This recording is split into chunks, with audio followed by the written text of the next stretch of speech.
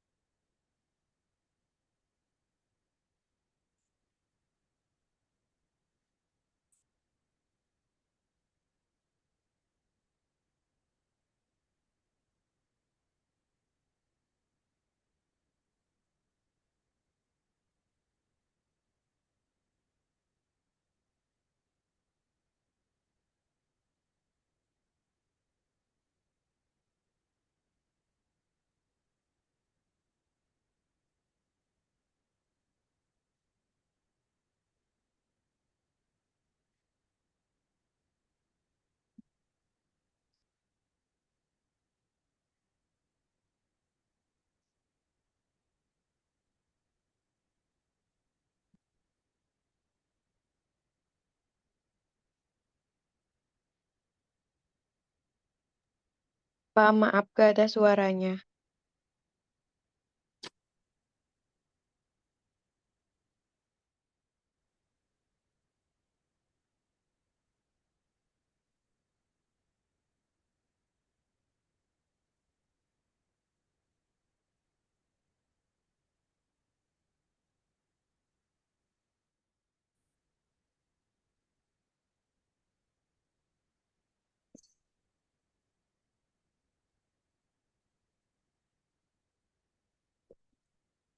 Oke, suara saya udah jelas, teman-teman.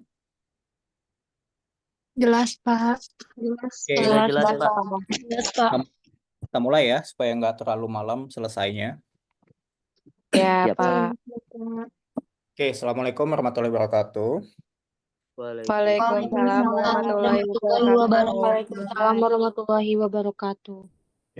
Sebelum kita mulai, perkenalkan dulu, saya Wahyu Mulyadi. Sebetulnya saya adalah dosen program studi manajemen, akan tetapi diperbantukan di program studi akuntansi untuk mengajar mata kuliah teori ekonomi. Nah, kalian itu kan AK24C yang kelas weekend kan ya, kalau nggak salah ya. Iya, Pak. Iya, iya, iya betul. Dan biasanya perkuliahannya hari Minggu kan. Iya. Betul, Pak. Hmm. Sebetulnya saya tuh jam 16.45 hari Minggu itu kosong. Nah, kalian ada kuliah nggak 16.45 tuh?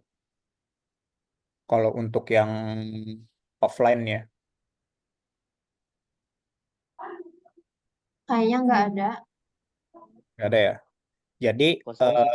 kalau di jadwal kan saya lihatnya ini hybrid ya. Jadi hybrid tuh selang-seling, bukan selang-seling ya. Jadi bisa online, bisa juga offline. Jadi ada kalanya kita tatap muka ya kuliahnya, bukan hanya online.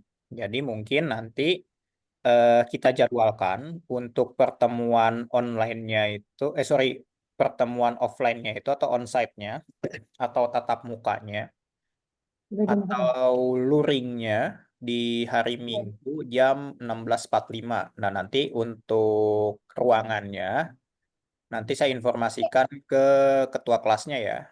Jadi untuk ruangannya nanti saya informasikan ketua kelas. Jadi karena kita hybrid, jadi harus online dan harus offline tentunya. Jadi di kelasnya saya baca itu bukan full online tapi hybrid, berarti ada offline-nya.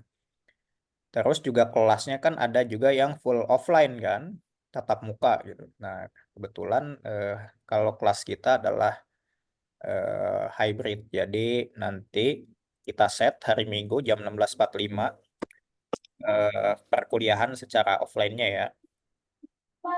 Oke. Saya pengen kenal dulu mahasiswa-mahasiswanya, jadi kita absen dulu aja. Muhammad Abdul Aziz, ya. Anura Wijayanti, Hadir, Pak. Neng Suci Alfiani, Maya Erlita, Hadir. Lisnawati, Hadir, Pak. Dini Aryani, Hadir, Pak. kemudian Gusna Ratna, Hadir, Pak. Salsabila,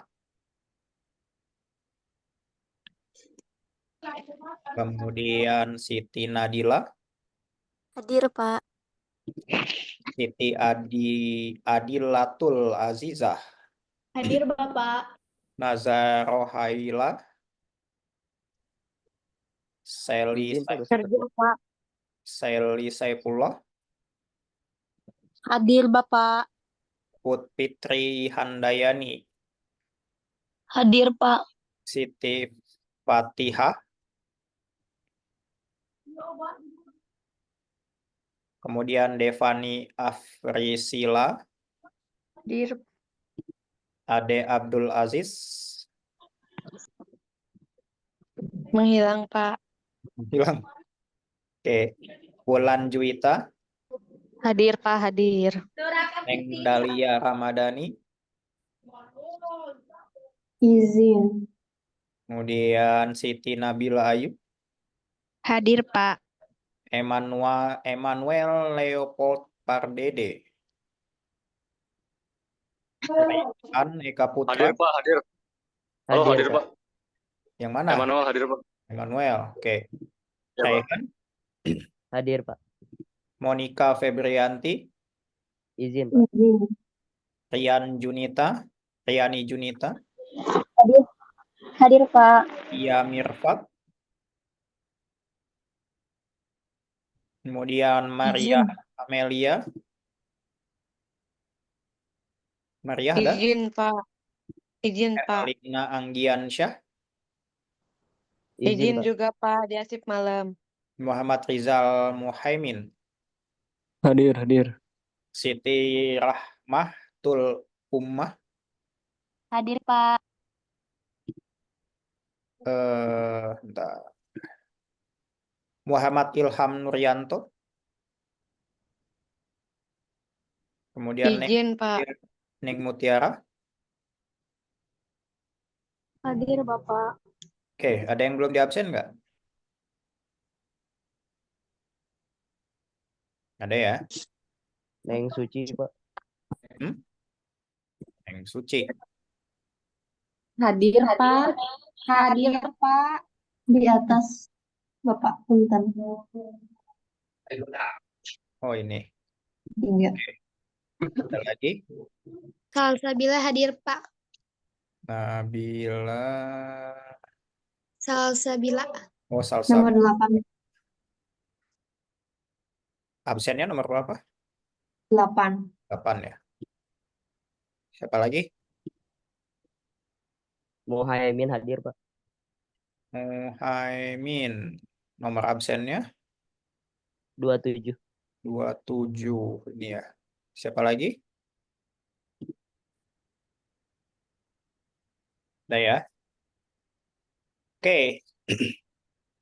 sebetulnya untuk perkuliahan online itu saya kembalikan ke kalian ya, mau offline, mau off cam atau on cam ya terserah gitu ya. Tapi kan terkadang kalau kalian off cam, saya nggak tahu kalian lagi ngapain gitu. Siapa tahu ditinggal tidur atau gimana gitu. Tapi alangkah baiknya kalau yang bisa on cam ya on cam. Kalau nggak bisa ya terserah ya. Saya hanya menghimbau. Kemudian siapa tahu ada yang baru datang. Jadi karena kita kuliah hybrid sekali lagi kita akan ada sesi offline-nya atau luringnya atau onsite-nya di hari Minggu jam 16.45 ya. Dan untuk ruangannya nanti saya informasikan ke ketua kelasnya. Oke. Dan di minggu depan, sorry bukan minggu depan lagi ya, karena udah hari Senin. Minggu ini, hari Minggu nanti kemungkinan kita offline ya di sesi kedua. Jadi di 16.45 supaya nanti hutang offline saya nggak terlalu banyak ya. Oke. Kemudian untuk tugas juga ya, eh, apa namanya? Untuk tugas saya berikan deadline waktunya kan panjang nih sampai H-1 sebelum UTS. Jadi untuk tugas sesi 1 sampai tugas sesi 7, jadi kalian kerjakannya adalah H-1 sebelum UTS. Kemudian tugas itu kebagi dua, ada yang case base, kemudian ada project based learning.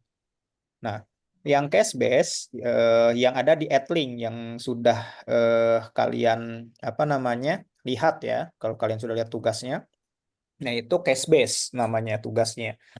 Kemudian ada juga project based learning, itu adalah tugas apa namanya? Tugas kelompok,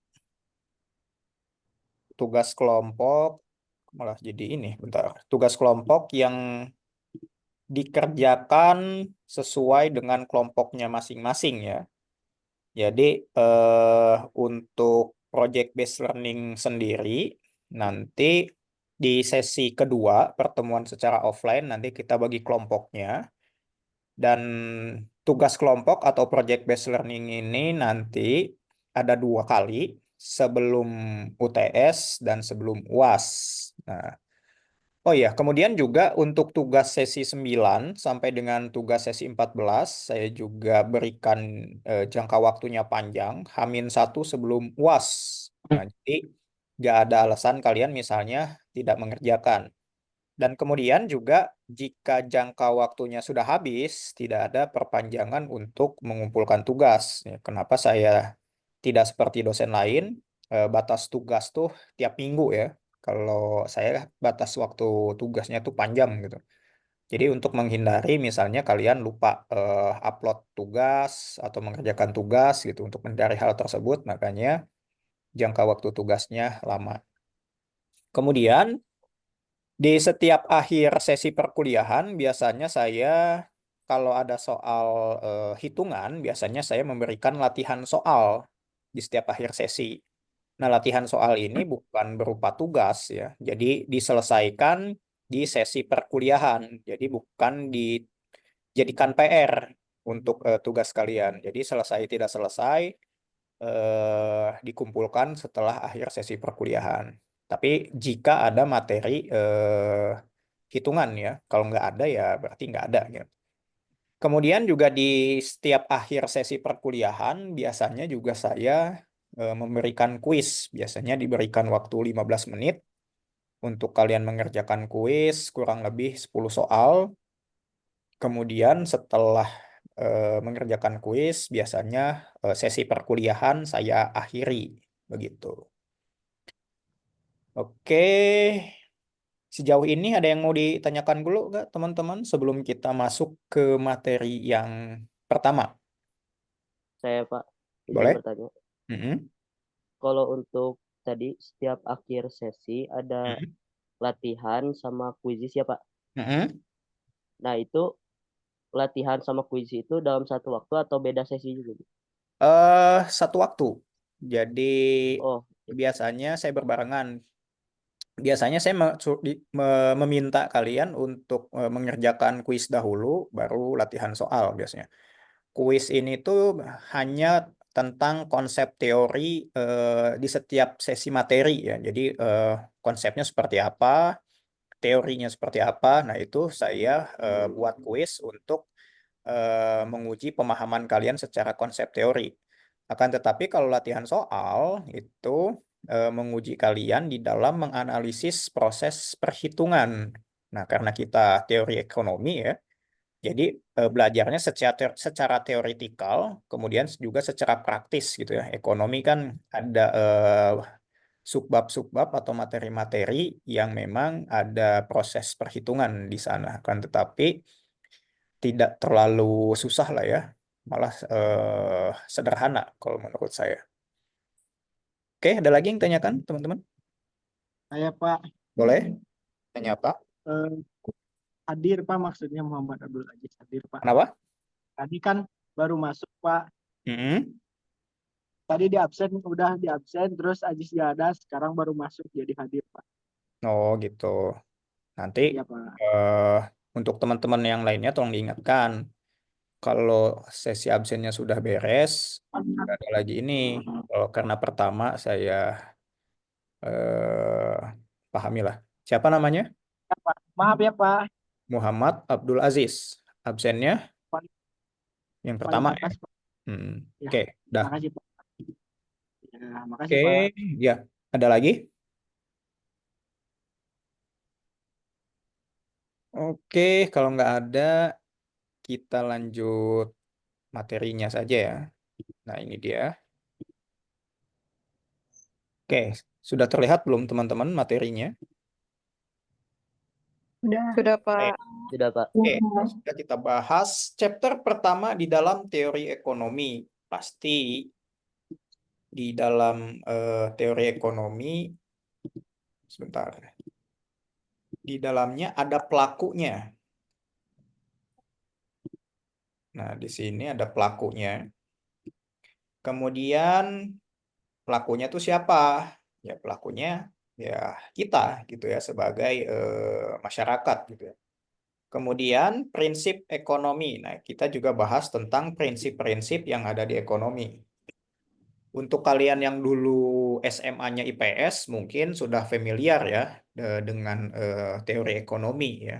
Karena dulunya juga belajar. Akan tetapi yang IPA ataupun yang dari kejuruan juga jangan khawatir gitu ya. Karena sebelum kita belajar lebih jauh di prodi akuntansi khususnya gitu ya, kita dibekali dasar-dasarnya terlebih dahulu gitu ya. Jadi saya juga dulu dari IPA gitu ya. Kalau misalnya ada yang dari IPA, jadi untuk materi pertama biasanya apa namanya di perkuliahan itu belajar mata kuliah dasar gitu seperti teori ekonomi, pengantar manajemen, pengantar akuntansi, matematika ekonomi dan lain-lain. Nah, biasanya belajar mata kuliah dasar terlebih dahulu gitu ya. Nah, kemudian di dalam teori ekonomi,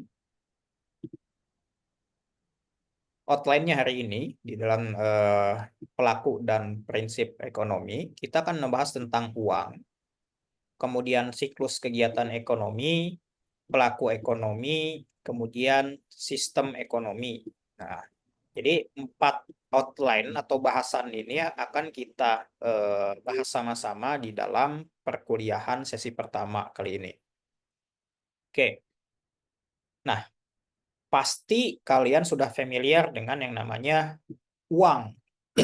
Uang dalam perdagangan dan spesialisasi pekerjaan. Nah, uang nih.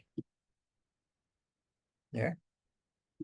Di awal peradaban manusia yang menjadi inti perhatian ekonomi yang dihadapi adalah bagaimana memenuhi kebutuhan hidupnya. Hal ini dilakukan dengan mengusahakan kegiatan ekonomi seperti bercocok tanam, kalau untuk petani dan mengambil apa yang ada di alam sekitar dengan berburu, misalnya kalau nelayan di laut. Kemudian setelah itu mereka saling tukar menukar barang kebutuhan dengan barang milik orang lain. Kemudian cara ini dikenal dengan cara barter. Nah, sebelum dikenal konsep uang, di dunia ini dulu tuh nggak ada uang kertas, uang logam. Kalau sekarang malah ada uang digital gitu. Dan uang kertas sekarang mulai sudah tidak dipergunakan lagi gitu. Mungkin 10 tahun ke depan uang kertas yang kita gunakan sebagai alat tukar menukar sekarang juga sudah tidak dipergunakan, diganti dengan uang digital yang ada di handphone mungkin sekarang dengan cara men-scan QRIS, kemudian juga dengan mentransfer dan lain-lain. Nah, dulu pas awal peradaban manusia justru tidak ada uang, adanya adalah sistem barter. Kalau petani misalnya menghasilkan padi atau beras gitu ya, ditukar dengan nelayan yang menghasilkan ikan gitu. Nah, si nelayan bisa mendapatkan beras, si petani juga bisa mendapatkan ikan. Jadi si petani tidak hanya memakan beras saja, nggak ada lauknya. Nah, begitu pula si nelayan gitu, tidak hanya memakan ikan saja, tidak ada nasinya, ya. Jadi sebelum ditemukannya konsep uang pada awal peradaban manusia, untuk memenuhi kebutuhan hidupnya digunakan cara barter. Dan di era modern sekarang, konsep uang kertas pun atau uang kartal, ya, kalau dalam istilah ekonominya adalah uang kartal, yaitu uang bentuk fisiknya logam dan kertas itu, mungkin 10 tahun kemudian juga sudah tidak dipergunakan lagi. Yang dipergunakan adalah bentuk uang digital. Nah, kemudian setelah perekonomian makin berkembang dan semakin maju, peradaban manusia di zaman itu mulai berpikir cara baru untuk bertukar barang selain dengan barter. Karena barter dianggap tidak efisien dan terkadang sulit menemukan titik temu. Apalagi jika transaksi dilakukan dalam skala besar, akan lebih merepotkan lagi, serta sulit menentukan nilai komoditi yang akan dipertukarkan. Nah, mereka tuh bingung kalau ingin menukar 2 ekor ikan gitu ya, harus ditukar dengan beras atau padi seberapa banyak gitu. Tidak ada ukuran atau takaran pasti. Makanya manusia pada zaman itu juga sudah mulai kebingungan gitu ya. Tidak ada ukuran dan takaran pasti kalau sistem barter itu seperti apa gitu ya. Nah, maka dibuatlah uang sebagai alat tukar yang sah ya. Nah, uangnya pun dulu bukan uang yang seperti yang kita gunakan, uang logam dan uang kertas ya, atau uang kartal. Dulu tuh masih bentuknya adalah biasanya dari benda-benda mulia, misalnya batu-batu berharga, kemudian setelah batu mungkin dari logam, dari perak, kemudian dari tembaga.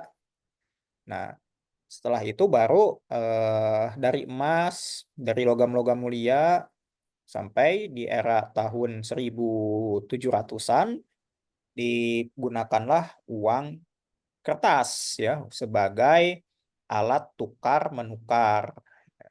Itu adalah sejarah di dalam peredaran uang dulunya ya.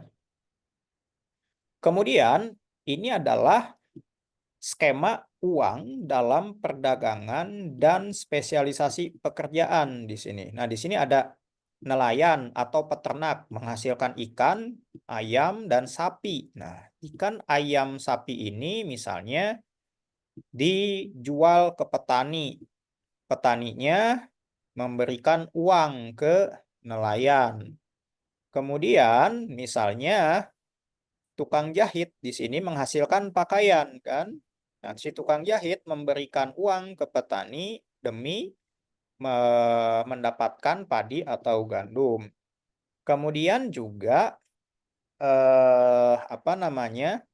Si peternak, si nelayan dan peternak ingin membeli pakaian atau membutuhkan pakaian. Jadi memberikan uang ke si tukang jahit. Nah, si tukang jahit memberikan pakaian ke si nelayan dan peternak.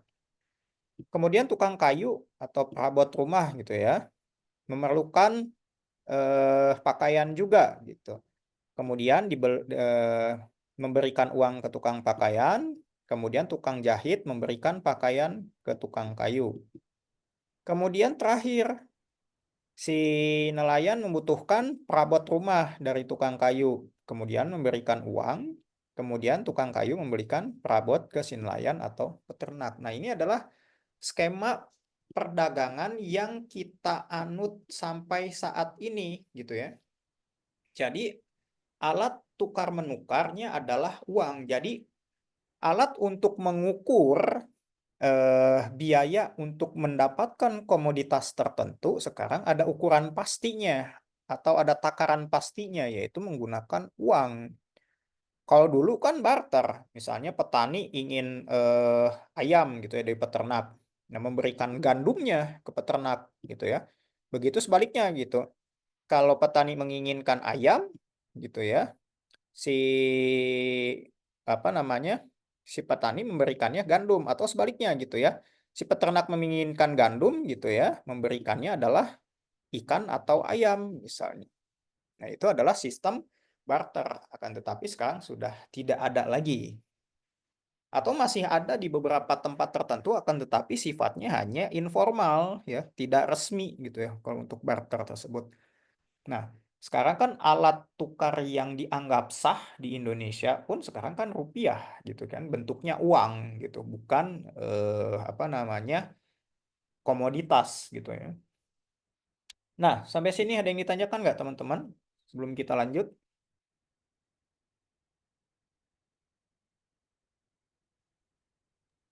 Nggak ada ya? Masih aman, Pak. Kalau nggak ada, kita lanjut ke siklus kegiatan ekonomi nih. Tadi kan alat tukarnya sudah ya, sudah kita bahas uang gitu. Uang itu dibutuhkan di dalam siklus kegiatan ekonomi gitu ya. Sekarang kan kegiatan ekonomi itu di dalam siklusnya membutuhkan uang sebagai alat tukarnya gitu. Nah, kemudian di sini kita lihat, di sini ada pasar ya. Di pasar itu kan menjual barang maupun jasa kan. Kemudian ada rumah tangga sebagai konsumennya. Nah, kalau pasar ini kan adalah distributornya, kalau rumah tangga adalah konsumennya. Nah, kemudian di sini ada perusahaan. Perusahaan adalah produsennya atau pabriknya yang menghasilkan barang atau jasa tersebut, ya kan? Nah, dimulai dari perusahaan, ya, misalnya perusahaan Unilever gitu ya, yang terkenal kan, barang jualan Unilever itu kan barang bahan sembako kan, ada terigu, ada kecap, kemudian ada beras juga gitu, pokoknya bahan pokok lah ya. Kemudian Unilever menjualnya ke pasar gitu ya, sebagai distribusi, sebagai distributor menjualnya ke pasar, ke agen misalnya. Nah, kemudian rumah tangga nih, ibu kalian misalnya untuk memasak di rumah pergi nih ke pasar gitu ya untuk mendapatkan eh, barang sembako tersebut misalnya. Nah, akan tetapi di sini ada faktor produksi yang mempengaruhi. Ya, faktor produksi itu apa? Nah, faktor produksi ini misalnya jika misalnya barang apa namanya bahan baku untuk membuat produk tertentu mahal, jadinya kan biaya produksi barang atau produk tertentu juga kan akan ikut mahal. Misal contoh, bahan baku untuk membuat terigu itu kan gandum kan. Nah, misalnya dari petani gandumnya tuh udah mahal gitu ya. Yang biasa per kilonya 5.000 misalnya jadi 10.000 gitu. Makanya kan pabrik atau perusahaan memproduksi terigunya pun jadi mahal karena bahan bakunya, gandumnya dari petani pun mahal. Makanya dari sini juga jadi mahal. Kemudian di sini ada pendapatan nih. Ya. Misalnya pendapatan ibu kalian misalnya untuk membeli bahan sembako tersebut, terigu tersebut di pasar misalnya kurang gitu ya. Nah, atau mahal. Nah, itu bisa menjadikan indikasi misalnya siklus kegiatan ekonominya pun jadi terhenti gitu ya, karena bahan pokoknya pun jadi mahal gitu. Nah, kemudian di sini kita bahas satu-satu. Tadi kan ada 4 sektor ya. Ini kan sektor perusahaan, pasar, rumah tangga, dan pasar faktor atau produksi. Nah, kita bahas dulu di sektor rumah tangga, yaitu memiliki faktor-faktor produksi berupa tenaga kerja. Misalnya kan perusahaan bisa bekerja karena ada tenaga kerjanya ya kan, karena ada karyawannya gitu ya, karena ada teknologi, modal, uang. Kemudian sektor perusahaan memproduksi barang atau jasa memerlukan bahan baku, modal, tenaga kerja gitu ya. Kemudian sektor pasar atau faktor produksi, pasar untuk menjual atau menyewa faktor-faktor produksi dalam menghasilkan barang dan jasa. Kemudian sektor pasar barang atau jasa, yaitu pasar tempat penjualan barang atau jasa yang dihasilkan oleh sektor perusahaan. Nah, ini adalah 4 sektor siklus kegiatan ekonomi yang saling berkaitan satu sama lain. Oke. Nah, kemudian dari 4 sektor siklus ekonomi ini, satu sama lainnya saling berinteraksi masing-masing sektornya. Ya. Yang pertama, misalnya, pasar barang atau jasa menyediakan segala bentuk barang atau jasa untuk keperluan rumah tangga. Nah, di pasar itu kan banyak sekali menjual barang-barang kebutuhan pokok kan, sembako gitu. Kemudian juga jasa juga kan. Kemudian rumah tangga di sini mengeluarkan dananya untuk mendapatkan barang atau jasa yang diperlukannya. Nah, itu kan saling berinteraksi kan. Pasar barang jasa menyediakan barang atau jasanya, rumah tangga membelinya atau mengeluarkan dana dalam bentuk uang untuk mendapatkan barang atau jasa tersebut. Gitu. Kemudian perusahaannya melalui proses produksi menghasilkan segala bentuk barang atau jasa yang dijual ke pasar gitu ya untuk keperluan rumah tangga. Nah, berarti si pasar ini sifatnya adalah distributor karena yang memproduksi adalah si perusahaan ini sebagai produsen gitu ya. Tapi si produsen tidak langsung menjualnya ke rumah tangga, akan tetapi melalui pasar. Begitu. Kemudian perusahaan menerima imbalan dari penjualan barang atau jasa untuk keperluan rumah tangga. Gitu. Nah, kemudian si perusahaannya menerima imbalan dari pasar ini untuk keperluan rumah tangga. Rumah tangga apa? Siapa tahu di rumah tangga yang mengeluarkan dananya ini ada yang bekerja di perusahaan tersebut gitu ya sebagai karyawan. Gitu. Jadi satu sama lain saling berinteraksi dan saling terkait dari masing-masing sektor tersebut. Begitu.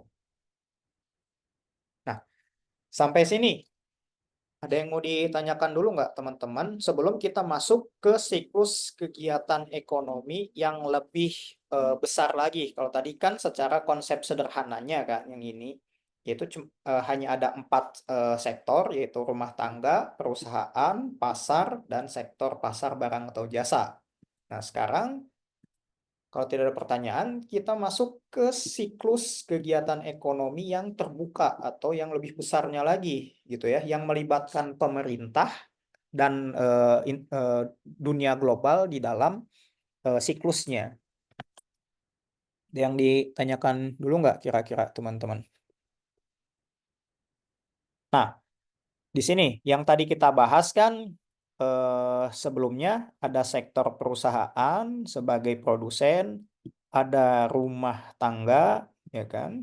Nah, kalau kita pelajari di sini berdasarkan alur ya, di sini aliran 1 pendapatan faktor-faktor produksi. Dari perusahaan ke rumah tangga. Oke. Kemudian aliran kedua yaitu kan dari perusahaan ke rumah tangga, perusahaannya mendapatkan uang kan. Kemudian aliran kedua, pajak perusahaan ke pemerintah. Nah, di sini perusahaan membayar pajak yaitu pajak badan usaha gitu ya ke pemerintah. Kemudian rumah tangga membayar pajak juga ke pemerintah, tapi di sini pajak individu. Nah, pajak individu juga banyak, ada pajak penghasilan PPh 21, ada pajak bumi bangunan, ada pajak pertambahan nilai, ada pajak barang mewah, macam-macam ya. Nah, kemudian aliran keempat nih, perbelanjaan rumah tangga. Nah, jadi rumah tangga belanja ke pemerintah. Rumah tangga belanja ke perusahaan sebagai produsen untuk mendapatkan barang-barang kebutuhan, entah itu barang ataupun jasa, itu yang keempat. Kemudian setelah yang keempat di sini yang kelima, rumah tangga ke luar negeri, impor misalnya. Nah, misalnya kalian ingin membeli barang atau jasa, akan tetapi perusahaan yang ada di Indonesia tidak menyediakannya. Nah, kan banyak juga ya, kalau kita butuh barang sesuatu di Indonesia tuh nggak diproduksi, tapi diproduksinya di luar negeri. Nah, kita harus impor. Nah, biasanya kita impor apa sih kalau misalnya di Indonesia atau di dalam negeri itu nggak ada misalnya produk barang atau jasanya? Misalnya case HP dari Cina yang Nah, lucu-lucu. misalnya case HP yang lucu misalnya di Indonesia tuh nggak diproduksi gitu. Nah, misalnya melalui aplikasi misalnya Alibaba ya kan, kalau di Cina tuh. Nah, misalnya terbuat dari emas gitu, casing HP-nya ya. Terus di Indonesia nggak ada perusahaan yang dibuat hanya di China misalnya gitu. Nah, kita kan harus impor juga gitu. Nah, begitu. Kemudian itu aliran yang kelima. Kemudian yang keenam, di sini ada rumah tangga ke institusi keuangan. Misalnya, penghasilan yang dihasilkan rumah tangga kan tidak semuanya dipakai untuk membeli bahan kebutuhan pokok kan, gitu. Jadi ibu kalian misalnya atau orang tua kalian menyisihkan sebagian penghasilannya di institusi keuangan, misalnya bank ya, sebagai tabungan di sini. Nah, setelah misalnya membayar pajak individu ke pemerintah, wah ada sisa nih setelah bayar pajak, setelah memenuhi kebutuhan rumah tangga gitu, wah ada sisa nih, ada sisa ditabung di sini, di bank gitu ya, di institusi keuangan. Kemudian aliran ketujuh di sini. Nah, bank kan sebagai lembaga atau institusi keuangan kan tugasnya adalah menghimpun dana dari masyarakat serta menyalurkannya ke instansi-instansi yang membutuhkan permodalan gitu ya. Nah, di sini ada aliran ketujuh nih. Uang yang kita tabung di bank itu oleh bank dipinjamkan di sini ke orang yang membutuhkan dana, misalnya bisa pihak lain gitu ya. Nah, misalnya dipinjamkan ke perusahaan tempat rumah tangga tadi membeli bahan kebutuhan pokok. Misalnya kebutuhan rumah tangga ini kan apa namanya didapat dari perusahaan Unilever misalnya di sini. Unilever itu perusahaan yang menjual barang kebutuhan pokok kan. Dibelilah oleh rumah tangga ini kan, oleh orang tua kalian. Kemudian Unilever ini misalnya butuh modal untuk kegiatan produksi karena kekurangan modal misalnya. Nah, maka dari itu misalnya Unilever di sini meminjam dari institusi keuangan sebagai penanaman modal untuk perusahaan di sini. Nah, itu ya. Jadi misalnya Unilever tuh minjam uangnya ke bank. Banknya tempat kita atau orang tua kalian menabung gitu ya. Jadi saling terkait kan satu sama lain gitu. Kita membeli produk Unilever, kemudian kita juga menabung di bank, kemudian Unilever juga meminjam uang ke bank tempat kita menabung. Jadi secara tidak langsung juga uang kita dipakai untuk mendanai operasional Unilever gitu. Nah, itu untuk alur yang ke-9. Alur yang ke-8 ya. Kemudian nih pemerintah di alur ke-9, pemerintah juga misalnya membeli barang kebutuhan dari perusahaan gitu ya atau Unilever gitu ya untuk misalnya rapat, kebutuhan lain-lainnya misalnya. Perusahaannya banyak misalnya ada yang tadi misalnya tukang kayu, tukang jahit misalnya, lain-lain. Nah, pemerintah juga melakukan pengeluaran pembelian sesuatu ke perusahaan dan perusahaannya pun membayar pajak ke pemerintah gitu. Jadi saling berinteraksi satu sama lainnya, ya. Nah, itu yang ke-9. Kemudian yang ke-10 di sini adalah aliran ekspor. Nah, produk-produk Unilever ini misalnya diekspor ke luar negeri karena di luar negeri nggak ada gitu ya produk-produk dari Unilever misalnya. Kita kan tahu ya seperti di Malaysia, di Filipina, kita kan suka mendapatkan produk-produk dari Indonesia kalau misalnya kita ke supermarket sana gitu ya. Misalnya Indomie misalnya kan. Indomie saja kan ada di Malaysia, ada di Singapura, ada di Filipina, malah ada di Afrika juga gitu. Malah di Eropa juga ada. Makanya dari sini saling terkait satu sama lain, saling berinteraksi satu sama lain, gitu ya. Luar negeri mengekspor dari kita, kita pun mengimpor sesuatu dari luar negeri juga. Jadi satu sama lain siklus kegiatan ekonomi terbuka itu jauh lebih besar daripada yang kita bahas tadi. Akan tetapi satu sama lainnya saling terkait. Nah, itu adalah siklus kegiatan ekonomi atau circular flow diagram. Gitu ya. Sampai sini ada yang ditanyakan dulu nggak teman-teman terkait dengan siklus kegiatan ekonomi? Sebelum kita masuk ke pelaku ekonomi yang kita bahas tadi di awal judulnya ya. Oke, kalau tidak ada kita lanjut.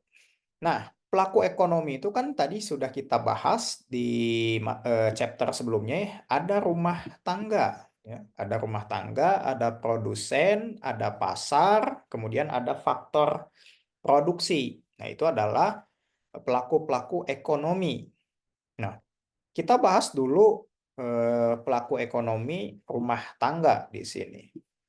Nah, rumah tangga keluarga sebagai produsen. Penyedia faktor produksi yang dibutuhkan, faktor ekonomi lainnya, dan memperoleh penghasilan pendapatan dalam bentuk uang. Kemudian, rumah tangga keluarga sebagai distribusi, yaitu kegiatan ini dapat dilakukan dengan membuka toko, warung, menjadi pedagang asongan, dan lain-lain. Atau rumah tangga keluarga sebagai konsumen, yaitu rumah tangga masyarakat pengguna atau yang paling sering melakukan kegiatan konsumsi. Nah, jadi rumah tangga ini pun perannya juga bisa 3 ya, bisa sebagai produsen, bisa sebagai distribusi, bisa juga sebagai masyarakat, gitu ya, atau konsumen. Nah, misalnya kalau rumah tangga sebagai produsen, misalnya kan di sini adalah UMKM, usaha mikro, kecil, dan menengah yang skalanya itu rumahan misalnya. Misalnya apa? Yaitu membuat kue, Saat ini membuat pukul 2 gorengan misalnya. Nah, itu juga kan rumah tangga keluarga sebagai produsen jadinya memproduksi barang atau produk tertentu gitu ya. Nah, bedanya dengan rumah tangga sebagai distribusi apa? Nah, kalau di sini kan membuka toko, membuka warung menjadi pedagang asongan. Nah, di sini kan hanya menjual barang atau produk, akan tetapi tidak memproduksi produknya atau barangnya, ya. Di sini kegiatan distribusi itu hanya menjual kembali, bukan memproduksi. Makanya kan warung di sini kan, warung itu kan hanya tempat menjual kembali kan. Jadinya misalnya produsen di sini, rumah tangga sebagai produsen. Produk yang dihasilkannya adalah gorengan. Kemudian selain gorengan misalnya kue. Kemudian gorengan atau kue itu dititipkan ke warung. Nah, warung ini adalah rumah tangga keluarga, akan tetapi perannya sebagai distributor. Nah, kemudian kue tersebut yang dihasilkan oleh rumah tangga produsen yang dititipkan ke warung, kemudian dibeli oleh rumah tangga sebagai konsumen. Nah, misalnya kalian kalau pagi-pagi sarapan gorengan gitu ya di warung gitu ya, atau beli kue gitu ya, atau beli kopi di warung. Nah, itu kalian misalnya rumah tangga sebagai konsumen gitu ya. Atau ibu kalian misalnya tiap pagi jualan kue misalnya untuk sarapan apa namanya konsumen gitu ya, atau dagang nasi uduk atau apapun lah gitu ya. Nah, berarti perannya adalah sebagai produsen. Sampai sini ada yang ditanyakan nggak teman-teman? Pelaku ekonomi di dalam rumah tangga. Kemudian pelaku ekonomi juga ada di perusahaan atau sektor usaha. Apa itu? Yaitu organisasi yang aktivitasnya untuk menghasilkan berbagai jenis barang atau jasa yang dibutuhkan oleh rumah tangga atau masyarakat. Tujuannya apa? Untuk memperoleh keuntungan usaha. Nah, jadi perusahaan atau sektor usaha tujuannya adalah memperoleh keuntungan atau profit oriented gitu ya. Nah, kemudian kalau pelaku ekonomi lainnya, tadi kan udah rumah tangga, udah perusahaan, sekarang pemerintah. Nah, peran pemerintah tuh apa sih sebagai pelaku ekonomi ya? Nah, peran pemerintah sebagai pelaku ekonomi yaitu berperan aktif sebagai pengawas dalam kegiatan ekonomi supaya kegiatan rumah tangga dan perusahaan dapat dilakukan dengan cara yang wajar dan tidak merugikan masyarakat secara keseluruhan serta menciptakan suatu iklim yang kondusif. Nah, jadi di sini ada campur tangan pemerintah di dalam pengawasan kegiatan ekonomi. Kenapa? Misalnya, kalau tidak diawasi oleh pemerintah, produsen atau perusahaan atau sektor usaha bisa seenaknya mematok harga ya. Misalnya, harusnya kan harga beras itu murah.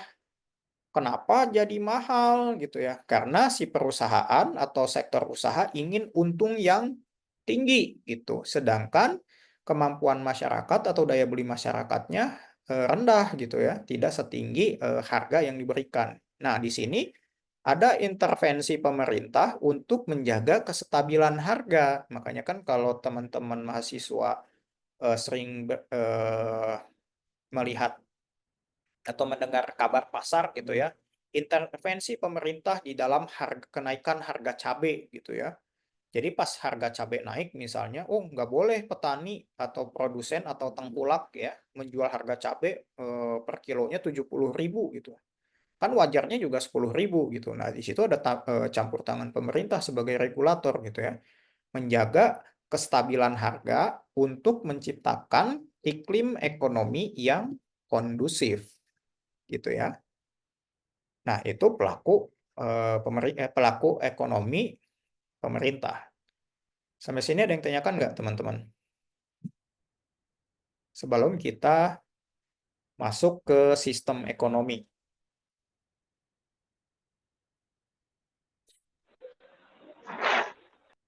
Oke, kita masuk ke sistem ekonomi ya.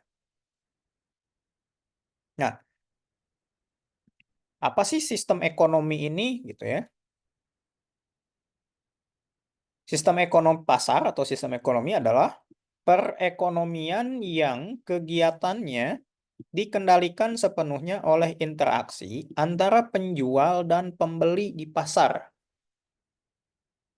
Nah, kemudian seluruh anggota masyarakat diberi kebebasan untuk menentukan kegiatan ekonomi yang akan mereka lakukan.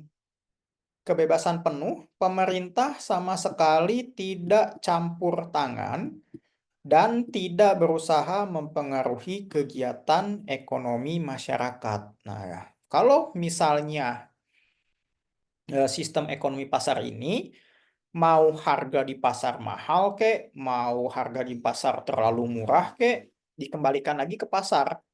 Tidak ada campur tangan pemerintah untuk mengintervensi harga pasar tersebut gitu ya. Misalnya harga cabai 70.000, ya udah 70.000 aja gitu. Pemerintah nggak intervensi pedagang atau perusahaan yang menjual harga segitu, padahal harga wajarnya 10.000 gitu. Nah, sistem ekonomi pasar ini juga dikenal sebagai sistem ekonomi liberal, ya. Nah, saya ingin tanya ke kalian, sistem ekonomi di Indonesia menganut sistem ekonomi pasar nggak? Atau menganut sistem ekonomi liberal nggak? Ada yang bisa bantu jawab nggak? Sistem ekonomi di Indonesia tuh gimana sih? Kalau di Indonesia ada kenaikan harga gitu ya, pemerintah campur tangan nggak sih? Yang bisa bantu jawab nggak? Hmm? Campur tangan. Campur tangan ya. Berarti sistem ekonomi Indonesia bukan sistem ekonomi liberal atau yang menganut sistem ekonomi pasar gitu ya. Biasanya negara-negara yang menganut sistem ekonomi pasar ini adalah Eropa ya, Eropa, Amerika ya, yang sistem perekonomiannya adalah liberal gitu ya. Jadi pemerintah tidak ikut campur di dalam kegiatan pasarnya. Jadi seluruh anggota masyarakat, entah itu pedagang maupun pembeli, diberi kebebasan penuh oleh pemerintah gitu ya, untuk menentukan harga pasar itu berapa. Nah, contoh negara yang menganut sistem ini adalah Amerika ya. Nah, kemudian sistem ekonomi pasar ini juga sebetulnya ada kebaikannya. Nah, kebaikannya apa? Yaitu menimbulkan inisiatif dan kreasi masyarakat dalam mengatur kegiatan ekonomi gitu ya. Jadi yang mengatur kegiatan ekonomi itu bukan pemerintah, tapi masyarakatnya sendiri gitu ya.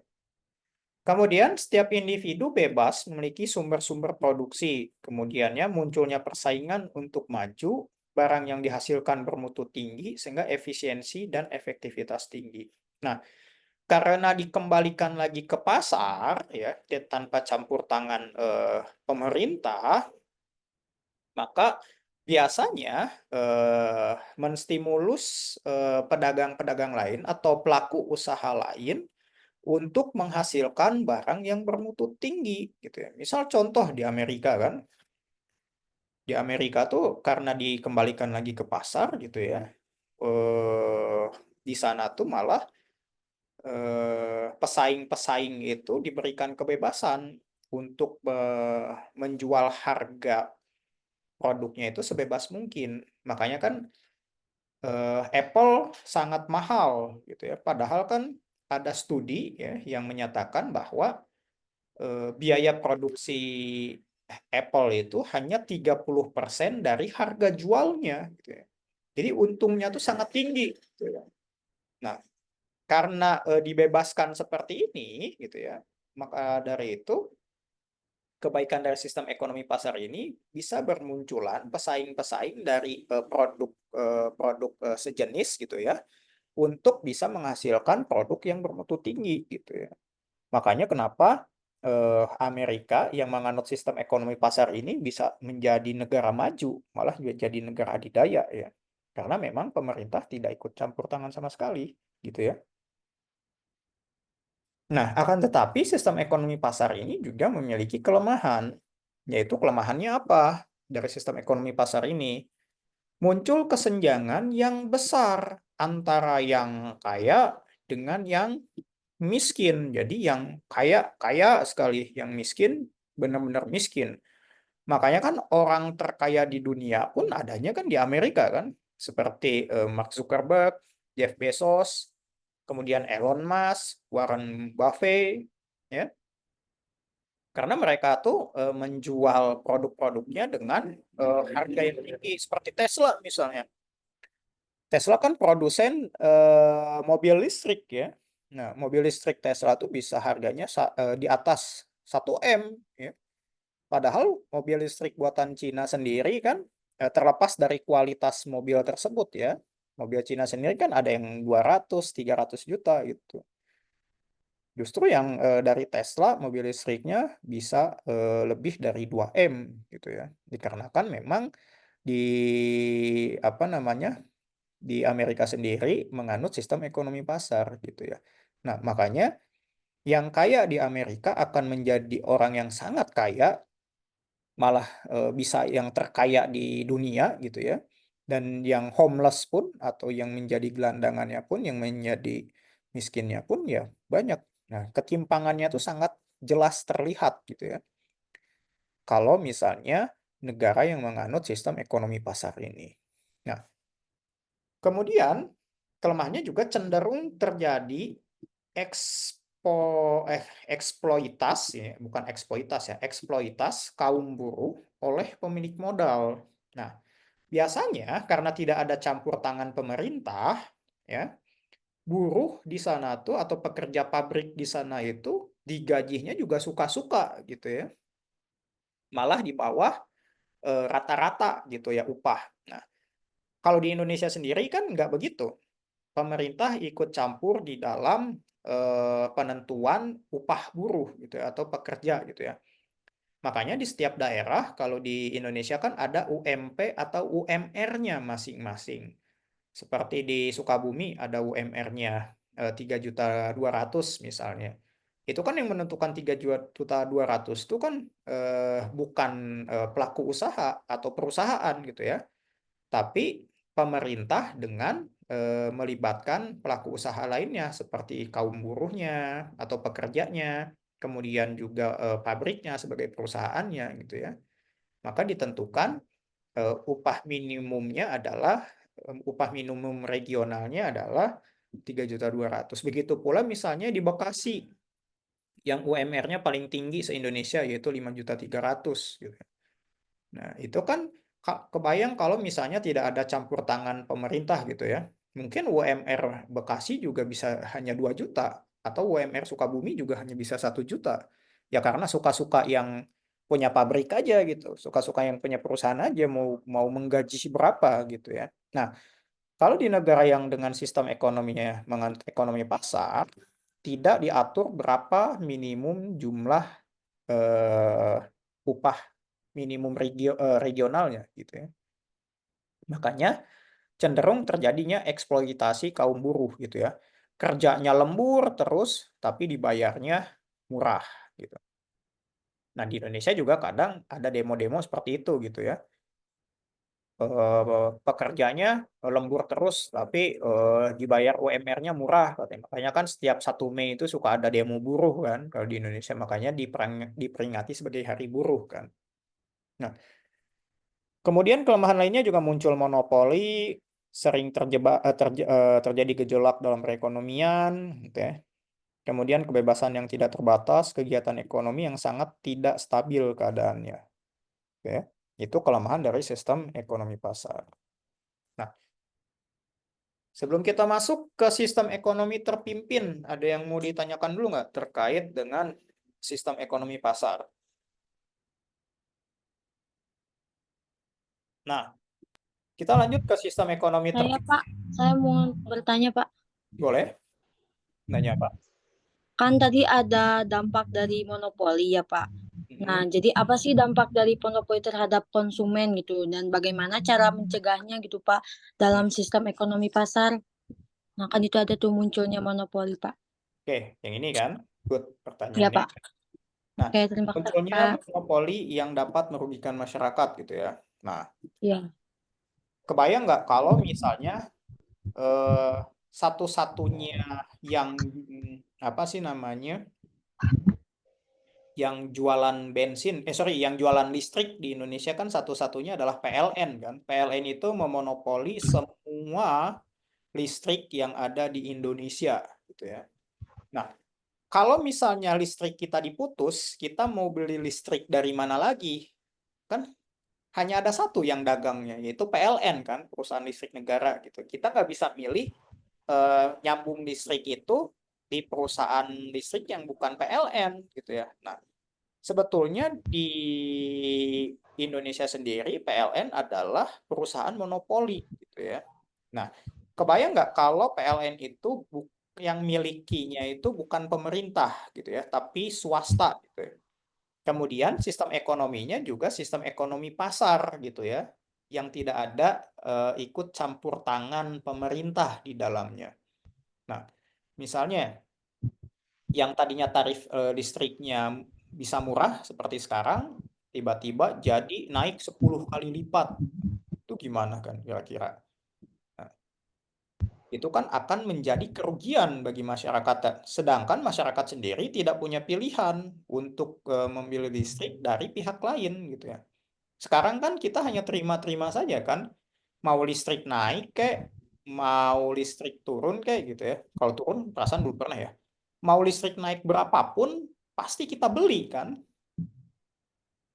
Sekarang listrik naik gitu ya 2 kali lipat. Kita kan pasti beli juga listrik gitu kan. Karena mau gimana lagi gitu. Itu kebutuhan dasar gitu ya. Nah, untuk cara mencegahnya gimana supaya tidak terjadi monopoli gitu ya. Nah, harus ada campur tangan pemerintah gitu ya untuk menekan monopoli tersebut. Nah, makanya misalnya perusahaan listrik ya karena monopoli dimiliki oleh pemerintah gitu. Jadi untuk mencegahnya adalah harus ada campur tangan pemerintah supaya tidak terjadi monopoli. Atau juga misalnya kereta api PT KAI gitu ya. Sekarang kan PT KAI satu-satunya perusahaan gitu ya kereta api di Indonesia kan hanya PT KAI gitu. Itu pun monopoli kan. Nah, kebayang kalau misalnya tiket kereta tuh mahal gitu ya. Terus nggak ada intervensi dari pemerintah gitu ya. Mungkin juga nggak ada masyarakat juga tidak bisa mampu untuk menggunakan kereta jadinya. Makanya untuk mencegah monopoli tersebut diperlukan campur tangan pemerintah. Gitu ya. Sampai sini ada yang ditanyakan lagi? Oke. Kalau tidak ada, kita masuk ke sistem ekonomi yang terpimpin. Ya, bedanya apa sih dengan sistem ekonomi pasar? Sini sistem ekonomi terpimpin yang yaitu kegiatannya diatur sepenuhnya oleh pemerintah. Nah, atau lebih dikenal sebagai sistem ekonomi sosialis atau kapitalis. Ya. Kalau tadi kan sistem ekonomi pasar, ini kan sistem ekonomi liberal kan, bebas gitu. Liberal itu bebas. Kalau ini adalah sistem ekonomi sosialis. Kalau yang sistem ekonomi pasar atau liberalis, contohnya kan Amerika gitu ya, Kanada, gitu. Kemudian Inggris. Nah, kalau terpimpin atau sosialis atau lebih dikenal dengan komunis, sistem ekonomi komunis ya. Negara mana nih kira-kira yang menerapkan sistem ekonomi terpimpin ini atau komunis ini? Ada yang bisa bantu nggak? Indonesia termasuk enggak, Bapak? Indonesia Korea komunis. Rusia, Bapak. Good. Korea Utara. Rusia, korut. Ada lagi? Rusia, Korea Utara, Kuba, kemudian Laos, kemudian Vietnam, kemudian China. Itu adalah negara-negara yang menganut sistem ekonomi terpimpin atau sosialis atau lebih terkenalnya disebut dengan komunis. Nah, jadi sistem ekonominya itu diatur sepenuhnya oleh pemerintah. Makanya kan di Korea Utara gitu ya, di Rusia gitu atau di China gitu kan, semua kegiatan ekonominya diatur sepenuhnya oleh pemerintah. Makanya kan sekarang ada perang dagang antara Amerika Serikat dengan Cina kan. Nah, Amerika Serikat sendiri kan menganut liberal, kemudian Cina sendiri menganut komunis atau sosialis. Nah, kedua sistem ini kan masing-masing punya kelebihannya kan. Makanya ada negara yang maju dengan sistem komunis atau ekonomi terpimpin, ada juga negara yang maju dengan sistem ekonomi pasar atau sistem ekonomi liberal gitu. Karena dari masing-masing kedua sistem ekonomi ini mempunyai kelebihannya sendiri-sendiri dan mempunyai kelemahannya sendiri-sendiri gitu ya. Makanya ada yang maju dengan sistem ekonomi terpimpin, ada yang maju juga dengan sistem ekonomi pasar gitu.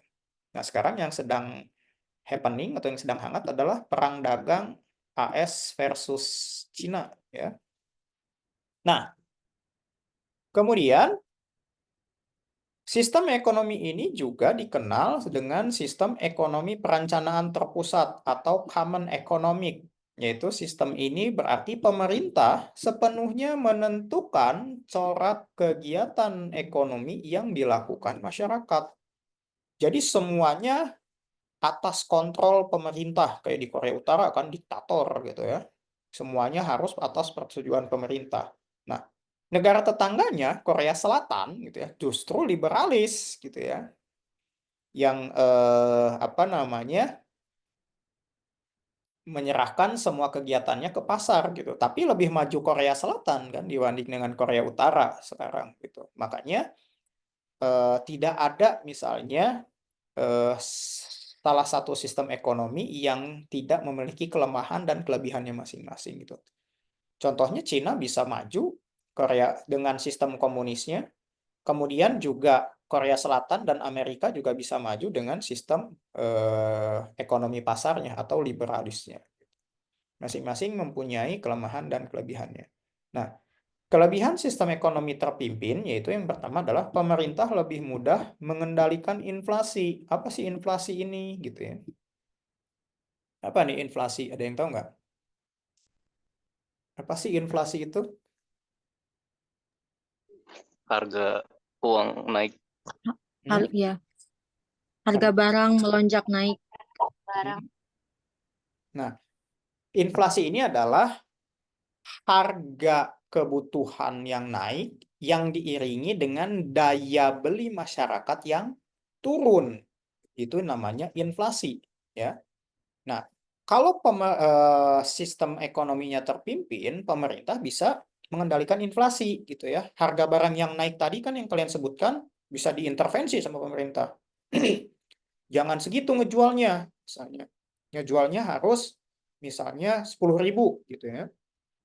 Seperti subsidi BBM di Indonesia kan, itu kan bensin atau bahan bakar minyak di Indonesia kan disubsidi oleh pemerintah supaya harganya itu tidak melebihi batas ambang minimal gitu ya.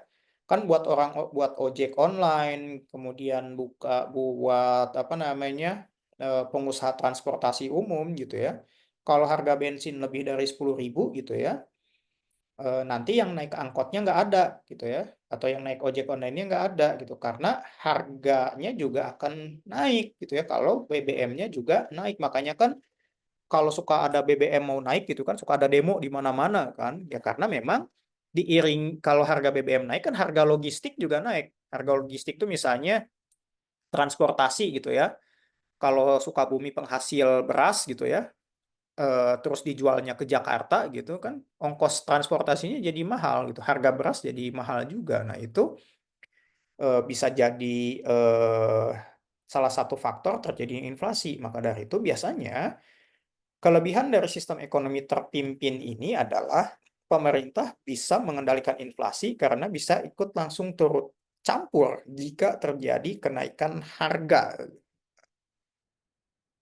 Gitu. Kemudian kelebihan lainnya ada pasar barang dalam negeri berjalan lancar, pemerintah dapat turut campur dalam hal pembentukan harga yang sudah tadi kita bahas, kemudian relatif mudah untuk melakukan distribusi pendapatan, dan kemudian jarang terjadi krisis ekonomi. Makanya di negara-negara sistem ekonomi terpimpin ini atau komunis ini jarang sekali negaranya itu dilanda krisis karena biasanya sistem ekonomi terpimpin itu negaranya sudah berdikari gitu ya.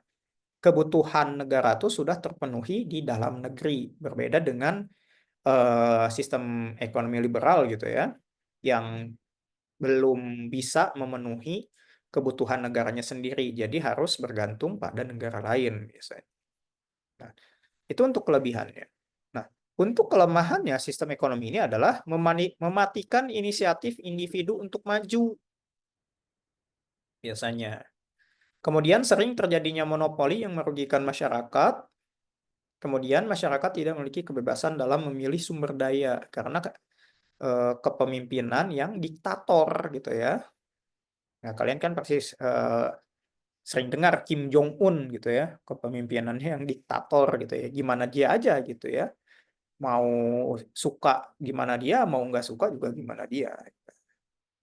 Nah, itu perbedaan antara sistem ekonomi pasar yang lebih dikenal dengan liberalis kalau pasar dan sistem ekonomi terpimpin yang lebih dikenal sebagai sistem ekonomi sosialis atau komunis. Itu kelemahan dan kelebihannya. Ada yang ditanyakan nggak sebelum kita masuk ke sistem ekonomi campuran? Nah, yang jadi pertanyaan, Indonesia itu masuk ke dalam sistem ekonomi yang mana? Gitu kan?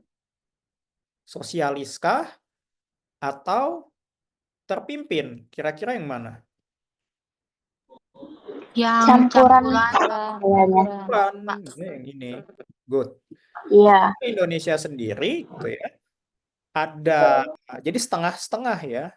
Ada satu kala misalnya menyerahkannya pada pasar, kemudian ada di satu kala juga ikut turut campur di dalam pembentukan harga. Misalnya yang tadi sudah kita bahas sebelumnya BBM gitu ya. Kan kalau ingin menjual kan gimana Pertamina kan mau menjual mahal kek, mau menjual murah kek kan gimana Pertamina gitu ya. Nah, sedangkan Pertamina saja mau menjual mahal kemarin kan di demo banyak masyarakat gitu ya. Nah, akhirnya kan apa namanya? Pemerintah ikut campur tangan gitu ya dengan cara mensubsidi BBM gitu ya. Nah, sistem ekonomi campuran ini adalah sistem ekonomi yang dikendalikan dan diawasi oleh pemerintah, tetapi masyarakat diberikan kebebasan untuk menentukan kegiatan-kegiatan ekonomi yang ingin dijalankannya. Nah, bentuk campur tangan pemerintahnya seperti apa? Yaitu yang pertama, mengatur dan mengawasi kegiatan ekonomi agar dijalankan dengan norma-norma yang wajar. Ya. Jadi, yang dimaksud dengan norma-norma yang wajar di sini, bersaingnya secara sehat. Ya. Misal, di Indonesia kan produsen motor tuh kan Honda, Yamaha, Suzuki gitu ya. Tapi kalau yang terbesarnya kan yang pangsa pasarnya 80% kan Honda dan Yamaha kan. Yang 20%-nya mah yang kayak Kawasaki, Suzuki dan lain-lain gitu ya. Tapi kan yang menguasai pangsa pasar motor di Indonesia kan Honda dan Yamaha kan. Makanya kan kalau kalian lihat motor gitu di jalan, kalau nggak Honda ya kebanyakan Yamaha gitu. Nah, dulu itu kan sempat ada berita gitu ya. Kalau Honda dan Yamaha itu kong kali kong gitu dalam pembentukan harga gitu. Kong kali kongnya gimana? Mereka diindikasikan membentuk kartel. Kartel itu apa gitu ya. Jadi Honda dan Yamaha itu misalnya eh, kong kali kongnya memproduksi barang yang speknya rendah akan tetapi dijual dengan harga mahal gitu. Makanya kan dulu sempat viral kan, kok harga motor eh, hampir 20 juta gitu ya, gak nyampe sebulan dipakai yang Honda ya, rangkanya patah gitu. Misalnya, kok harga motor semahal ini gampang rusak, nggak motor zaman dahulu gitu harganya murah tapi awet gitu. Sekarang gitu motor baru tapi harganya mahal tapi gampang rusak gitu. Nah, kalau misalnya itu tidak diawasi oleh pemerintah gitu ya, bisa-bisa nanti pabrikan motor tersebut gitu ya menjual dengan harga yang mahal, akan tetapi speknya spek yang murah gitu ya, atau yang kualitasnya rendah gitu. Nah, maka dari itu perlu campur tangan pemerintah di dalam mengawasi persaingan usaha. Nah, pemerintah sendiri membentuk lembaga di dalam pengawasan persaingan usaha, yaitu KPPU gitu ya. Komisi Pengawas Persaingan Usaha, jadi singkat KPPU ya, Komisi Pengawas Persaingan Usaha gitu ya. Jadi kalau misalnya ada persaingan usaha yang nggak sehat gitu ya, KPPU ikut campur gitu ya, supaya tidak merugikan masyarakat gitu. Kemudian yang kedua adalah melakukan kegiatan-kegiatan ekonomi secara langsung seperti membuat perusahaan-perusahaan negara gitu ya. Kemudian ketiga, memberlakukan kebijakan fiskal dan moneter. Makanya kan di Indonesia sendiri paling sering gitu ya kita dengar pemerintah mengeluarkan kebijakan moneter dengan menaikkan suku bunga acuan misalnya. Atau pemerintah mengeluarkan kebijakan fiskal dengan misalnya memberikan bantuan likuiditas kepada perbankan misalnya. Nah, nanti kita bahas itu di pertemuan selanjutnya, yaitu tentang kebijakan ekonomi gitu ya. Nah, sebelum kita masuk ke kelebihan dan kekurangan sistem ekonomi campuran, ada yang ditanyakan nggak? Nah, Saya Pak, boleh? Tanya apa? yang soal KPPU Pak. Mhm. Nah, kan kalau yang KPPU itu Komisi Pemberantasan Pengawas Pengawas apa Pak? Persaingan Usaha. Dengan usaha kan ya. Mhm. Nah, itu tuh agak ada yang melakukan kecurangan-kecurangan. Mhm. Nah, sedangkan di Indonesia aja si anggota-anggota KPPU-nya itu melakukan korupsi nih Mhm. Pak. Nah, Mhm. hal apa yang harus kita lakukan? Mhm. Oke, good ya. Karena sekali lagi gitu ya, kita hidupnya di negara Konoha ya. Jadi malah yang mengawasi juga yang malah ikut apa namanya mencurangi gitu ya. Makanya kan di kita kan dikenal asal ada uang hidup tenang gitu. Jadi pengusaha-pengusaha itu justru untuk mensiasatinya adalah mencurangi dengan cara menyogok atau menyuap gitu ya. Jangankan KPPU kan, banyak juga kan kemarin baru ketua KPK yang ditahan karena kasus gratifikasi suap ya kan. Malah justru yang memberantas korupsi malah yang kena kasus korupsi gitu ya. Kemudian ada hakimnya juga yang disuap gitu, yang kemarin gitu kan, Akil Mukhtar gitu. Malah hakim juga disuap. Kalau polisi sama jaksa mah udah nggak usah ditanya lagi gitu kan. Nah, untuk supaya mencegahnya itu sebetulnya hal yang sangat sulit gitu ya sebenarnya karena sudah mengakar di budaya Indonesia sebetulnya. Malah ada pemikiran radikal gitu ya. Kalau misalnya Indonesia ingin terbebas dari korupsi gitu ya, harus ada undang-undang misalnya setiap yang korupsi sekecil apapun atau korupsi 1 rupiah pun misalnya dihukum mati. Seperti Cina tuh. Di Cina dulu tuh yang korupsi tuh gila-gilaan gitu. Banyak gitu ya. Dulu kan Cina nggak semaju sekarang gitu ya. Udah mah penduduknya banyak, tapi banyak yang miskin. Karena apa? Karena korupsi gitu ya. Tapi pas di pemerintahan Mao Zedong gitu ya, sampai sekarang Xi Jinping ya, Cina menerapkan hukuman mati bagi apa namanya aparatur negaranya yang melakukan korupsi gitu ya. Kemudian juga di Cina juga barang siapa yang terbukti korupsi juga dimiskinkan dengan cara perampasan asetnya gitu ya. Makanya di Cina sendiri sekarang setelah diberlakukan hukuman mati dan perampasan aset bagi para koruptor sekecil apapun, sekarang kan jadi negara maju China kan. Nah, di Indonesia sendiri sebetulnya bisa saja dicegah gitu ya. Asal misalnya para penegak hukumnya juga konsisten gitu. Sekarang aja kan undang-undang perampasan aset pun kan di Indonesia belum disahkan gitu ya, mandek di DPR gitu. Makanya gimana mau apa namanya, mau terbebas dari korupsi gitu ya, anggota KPPU atau KPK-nya gitu ya, atau instansi pemerintahannya gitu. Toh yang terkena kasus korupsi triliunan saja dihukumnya kan cuma 2 tahun atau 3 tahun gitu. Setelah 2 tahun 3 tahun bebas gitu dengan remisi gitu. Hukumannya 3 tahun, 1 tahun menjalani hukuman, bebas dengan remisi gitu ya, dengan percobaan gitu. Udah gitu. Jadi gimana orang nggak mau korupsi lagi gitu. Terus korupsi di Indonesia juga hasil aset korupsinya juga banyak yang nggak dirampas oleh negara gitu, banyak yang nggak dikembalikan ke negara gitu ya.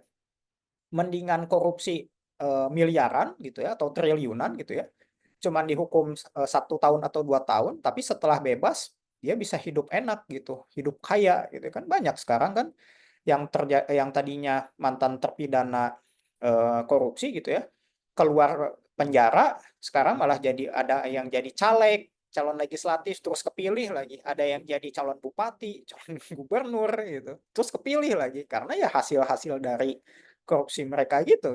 Nah, di Indonesia sendiri sebetulnya sangat sulit gitu ya, karena undang-undangnya pun, peraturannya pun tidak berpihak kepada apa namanya, masyarakat gitu, malah berpihaknya ke oknum-oknum eh, apa, pengusaha gitu ya istilahnya.